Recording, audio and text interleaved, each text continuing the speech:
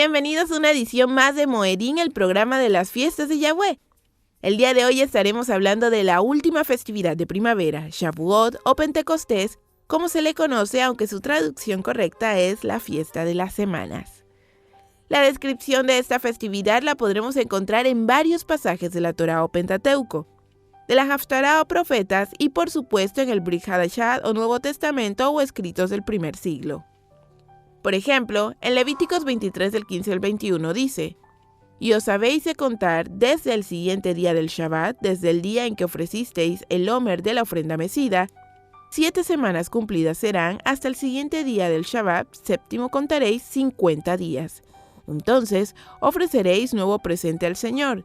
De vuestras habitaciones traeréis 2 panes para ofrenda mecida, que serán de 2 décimas de flor de harina, cocidos con levadura, por primicias al Señor, y ofreceréis con el pan 7 corderos de 1 año sin defecto, y un novillo de la vacada de 2 carneros. Serán holocaustos al Señor, con su presente y sus libaciones, en ofrenda encendida en olor muy aceptable al Señor. Ofreceréis además un macho cabrío por expiación, y 2 corderos de 1 año sacrificio de paz. Y el sacerdote los presentará en ofrenda mecida delante del Señor con el pan de las primicias, y los 2 corderos, santidad serán del Señor para el sacerdote. Convocaréis en este mismo día, y os será santa convocación. Ninguna obra servil haréis, estatuto perpetuo por todas vuestras habitaciones, por vuestras edades». Algo interesante que debes saber sobre esta festividad es que es la única fiesta en la que se come panes con levadura. Pero de este tema hablaremos más adelante. Empecemos por el principio para comprender esta importante festividad. Verás, Shavuot es la segunda de 3 fiestas de peregrinaje, o Shalosh Regalim. La festividad acase el 6 de Sivan del calendario bíblico, exactamente 7 semanas después del segundo día de Pesach, el 16 de Aviv o Nisan. El nombre de la festividad tiene su origen en este hecho. Shavuot es plural de Shavua, semana. La festividad conmemora la entrega de la Torá por parte de Dios a Moisés en el monte Sinaí. Por otra parte, la festividad también tiene un carácter agrícola, pues es el tiempo en Israel en particular y en general en toda esta zona, la época de cosecha, especialmente del trigo, también conocido este tiempo como la segunda cosecha. Esto es porque durante el año en esta región del planeta hay 3 cosechas principales. La primera es la cebada, la segunda el trigo y finalmente la cosecha de frutos. Presta atención sobre este concepto porque más adelante será de suma importancia. Por ello, también era conocido como la fiesta de la cosecha según Éxodo 34:22. Porque en ese tiempo también se daban cosechas de otros frutos, los cuales en Israel eran muy famosos: trigo, cebada, olivas, uvas, higos, granadas y dátiles. Deuteronomio 8 del 7 al 10. Todos frutos con importantes significados y con los cuales el Señor nos enseña importantes principios contenidos en la Torá. Decíamos también minutos atrás que esta es la segunda festividad de peregrinación. La primera es la Pascua y la tercera es Sukkot. Sheloshet Haregalim, como se le conoce a estas 3 solemnidades en hebreo, los 3 peregrinajes, es el nombre dado a las 3 festividades de Pesach, Shavuot y Sukkot, durante las cuales el pueblo de Israel acostumbraba peregrinar al templo de Jerusalén y ofrecer ofrendas. En hebreo, la palabra utilizada para designar estas 3 festividades es Haj, cuyo significado es fiesta y también movimiento circular o cíclico. Las 3 festividades son prescritas por el texto bíblico y están fuertemente ligadas a los cambios de las estaciones y la vida agrícola, precisamente sobre las temporadas de cosecha de las que hablábamos hace un momento. Y si es interesante su significado físico en la vida del pueblo, imagina lo que puede ser en el ámbito espiritual. La festividad, según todos los principios que enseña, recibe varios nombres en hebreo, los cuales te muestro a continuación. Haj HaShavuot, fiesta de las semanas, recibe este nombre pues se celebra al finalizar las 7 semanas del Serifat HaOmer, la cuenta del Omer, cuya cuenta diaria se habría emprendido desde la segunda noche de Pesach. También se le llama HaShavuot, ya que hay 2 juramentos o Shavuot durante la fecha. Uno de los juramentos fue del pueblo de Israel de cumplir con los mandatos de la Torá y el otro fue de Dios, quien al dar la Torá al pueblo de Israel juró que iba a ser su pueblo elegido y no iba a cambiarlo nunca. Esto lo podemos ver con mejor calidad en el libro de Éxodo capítulo 24, versos del 1 al 8.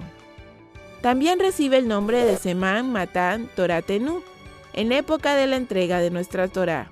Según la tradición, esta es la fecha en la cual el pueblo de Israel recibió la Torá o la ley de Dios o el Pentateuco, en el monte Sinaí. No obstante, varios estudiosos se hacen una pregunta válida hasta cierto punto. ¿Por qué llamarla la entrega de la Torá y no el recibimiento de la Torá? La respuesta es muy sencilla. Al pueblo se le fue entregados estatutos y normas, algo así como su constitución. Por ejemplo, cuando tú vas a un país extranjero, te entregan en tus manos un libro muchas veces con lo que debes y no debes hacer en dicha nación, y recibes instrucción continua con el estudio. En el caso de la Torá, este estudio lo recibimos cada semana con la parashá o porción de la instrucción que corresponde estudiar y aplicar esa semana. Continuando con los nombres de la festividad, otro nombre que recibe es Hag HaKatzir. En la tierra de Israel, esta es época de cosecha, especialmente de trigo. También recibe el nombre de Hag HaBikurim, Día de las Primicias. La fiesta de Shavuot marcaba el principio de la época para ofrendar los primeros frutos o Bikurim, como dice en hebreo. Atzaret, conclusión. En fuentes rabínicas, Shavuot se menciona como conclusión, pues los sabios la consideran ligada a la festividad de Pesaj o Pascua, siendo la conclusión histórica de la misma.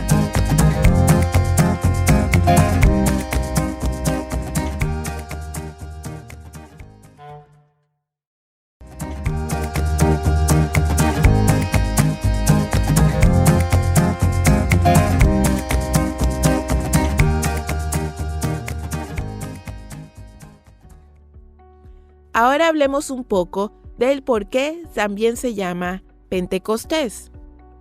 Cuando llegó el día de Pentecostés, Shavuot, estaban todos juntos en el mismo lugar. De repente vino del cielo un ruido como el de una ráfaga de viento impetuoso que llenó toda la casa donde estaban sentados, y se les aparecieron lenguas como de fuego que repartiéndose se posaron sobre cada uno de ellos.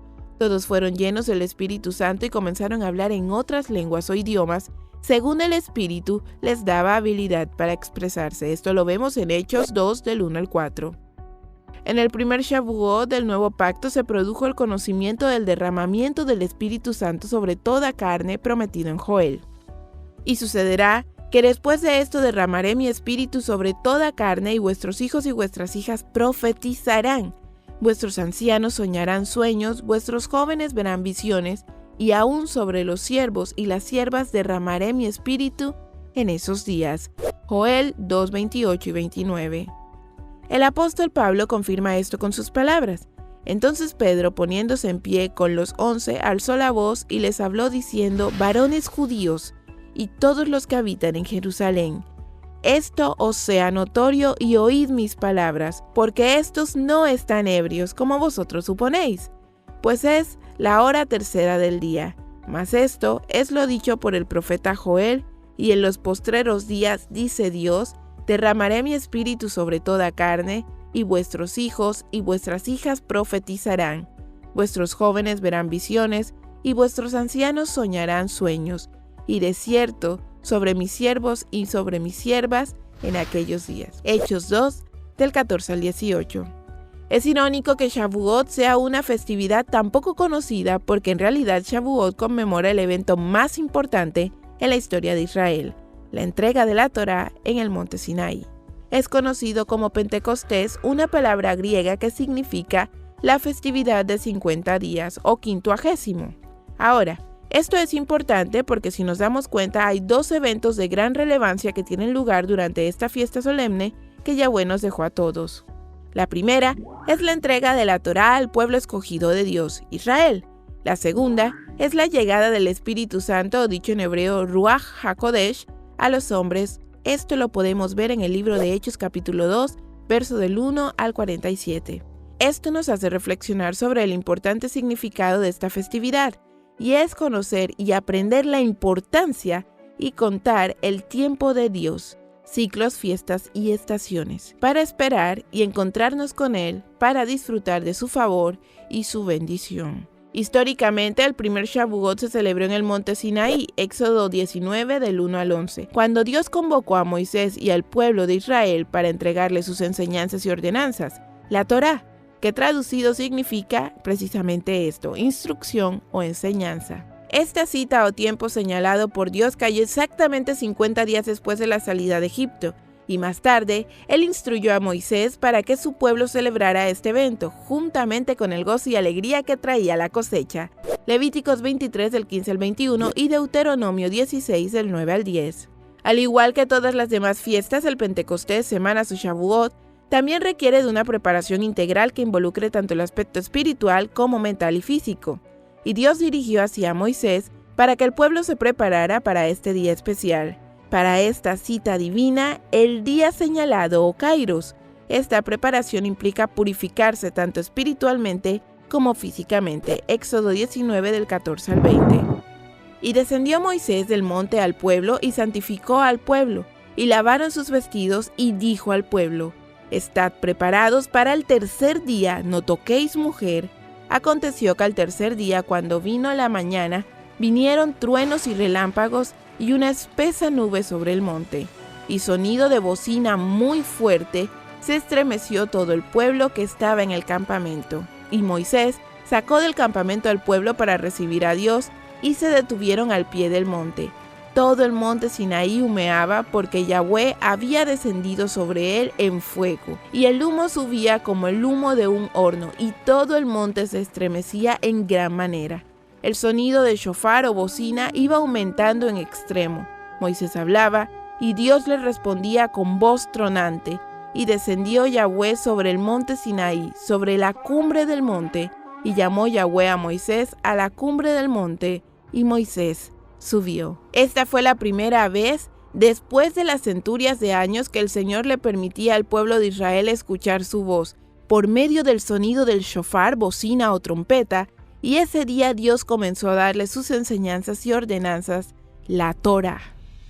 Este tercer día del tercer mes, del tercer año del calendario dado por Yahweh a su pueblo, Él les entregó una nueva revelación, esta vez escrita en tablas de piedra, y ratificó el pacto que había hecho con sus padres, Abraham, Isaac y Jacob, cuyo portavoz ahora sería Moisés, y el cual tendría por señales la circuncisión y el Shabbat o día de reposo. Esto es importante porque Yeshua es nuestro reposo, y retirar el prepucio de la circuncisión nos recuerda que una vez que nos unimos al pacto que Dios hizo con su pueblo, somos llamados a luz, a retirar nuestros velos y la carnalidad excesiva de nuestro ser, para tener revelación de la palabra y ser guiados por el Espíritu Santo. Ahora, quiero que veas esto para que tome sentido lo anterior. Los tiempos fueron precisos, así como 50 días después de que el pueblo de Israel celebró Pesaj o Pascua, festejó Shavuot, 50 días después de la última cena, cuando el Señor Jesucristo redimió al pueblo con su sangre, Lucas 22 del 14 al 20, llegó el día de la fiesta de Pentecostés. Dios envió a su Espíritu Santo para bautizar a todos los presentes en aquel aposento alto y darles el poder prometido para que fueran testigos del reino de Dios, tal como el Maestro les prometió. Lucas 29:49, Hechos 1:8 y 2 del 1 al 4. Al igual que en el Pentecostés, Dios desplegó señales ante su pueblo, para que la experiencia quedara grabada en sus mentes y en sus corazones. En esta oportunidad, el Espíritu Santo de Dios descendió sobre la iglesia como un estruendo celestial, como un viento recio que soplaba, que llenó toda la casa, y también se le aparecieron lenguas de fuego que se asentaban sobre sus cabezas, y todos fueron llenos del Espíritu Santo, y comenzaron a hablar nuevas lenguas o idiomas que personas provenientes de otras naciones presentes en la ciudad y que escucharon el estruendo celestial no podían comprender. Vamos a un corte y regresamos.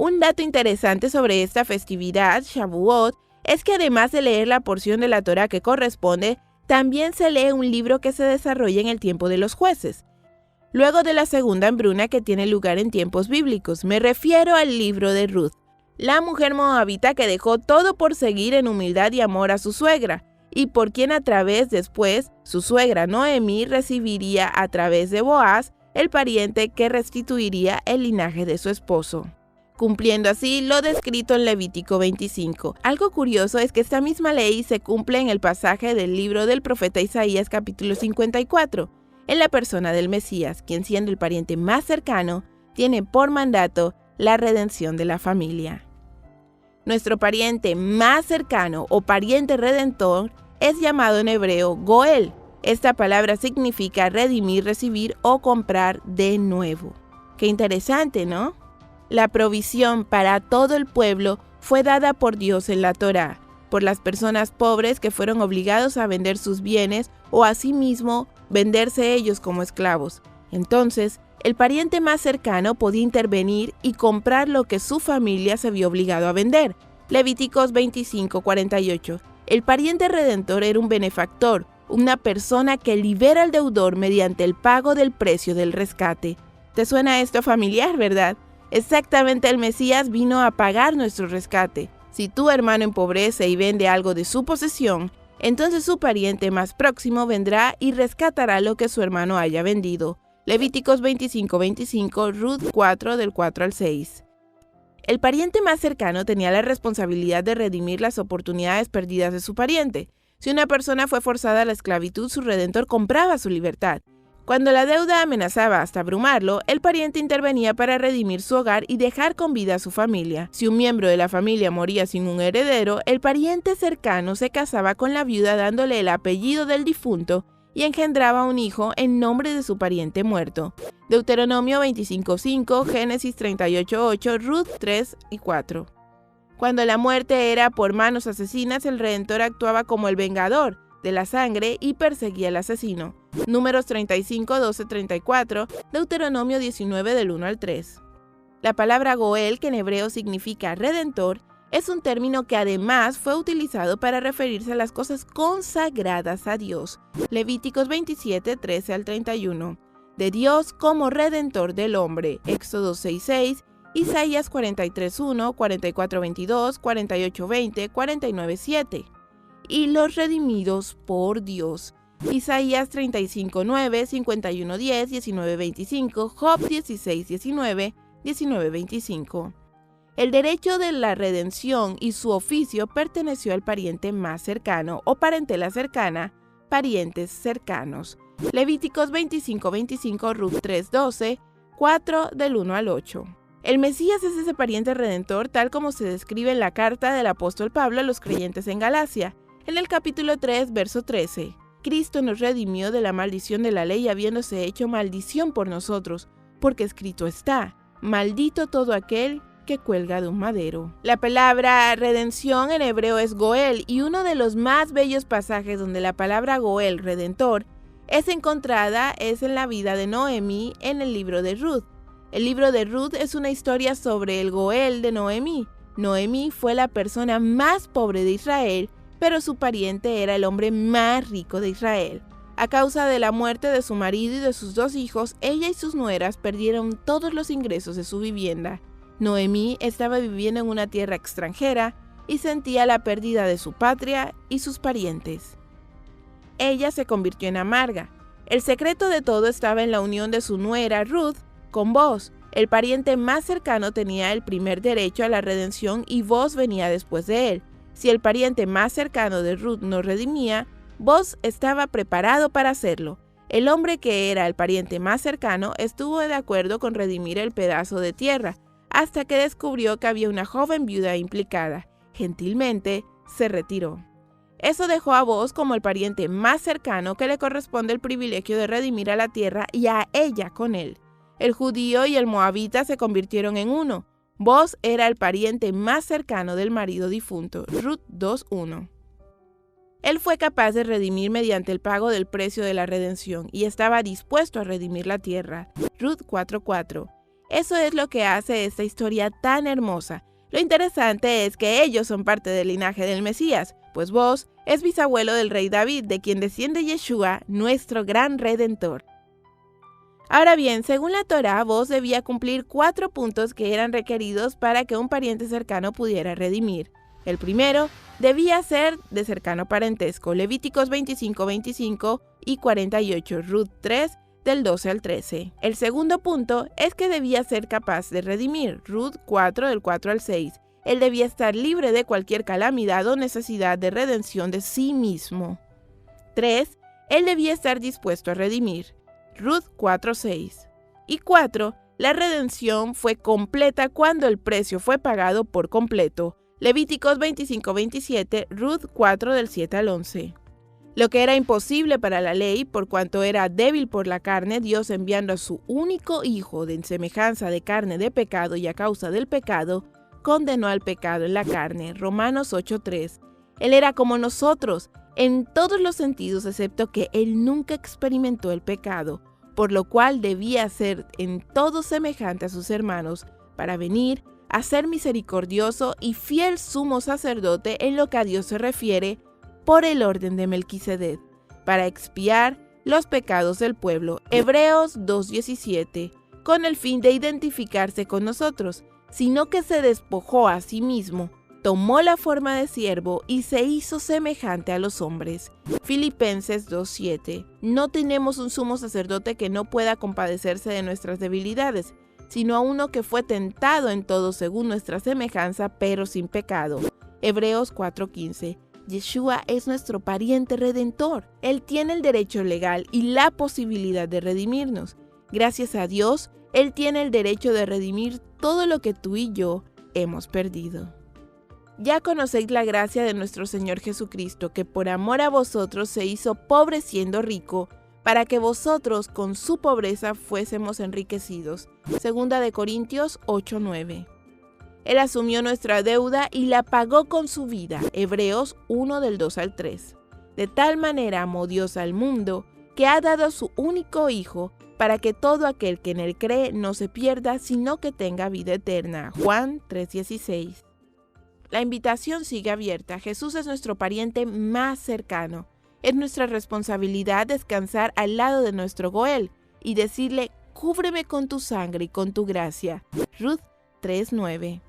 Por lo cual asimismo padezco esto, decía Pablo, pero no me avergüenzo, porque yo sé en quién he creído y estoy seguro que es poderoso para guardar mi depósito para aquel día. Segunda de Timoteo 1:12. La frase he creído del versículo anterior está en el tiempo perfecto en el texto griego. Pablo dice: he creído y mi fe es una convicción firmemente establecida. Dios está guardando de él. Convencido, también está en el tiempo perfecto. Por lo tanto, Pablo había llegado a una conclusión muy establecida sobre el asunto y se basó en una posición permanente. No se le podía mover de su posición. Hay algunas cosas de las que estoy absolutamente seguro, decía constantemente el apóstol.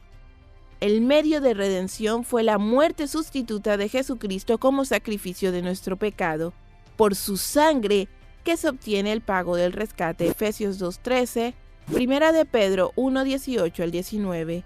Solo la muerte de Cristo completamente satisfizo la justicia de Dios. Romanos 3, del 24 al 25.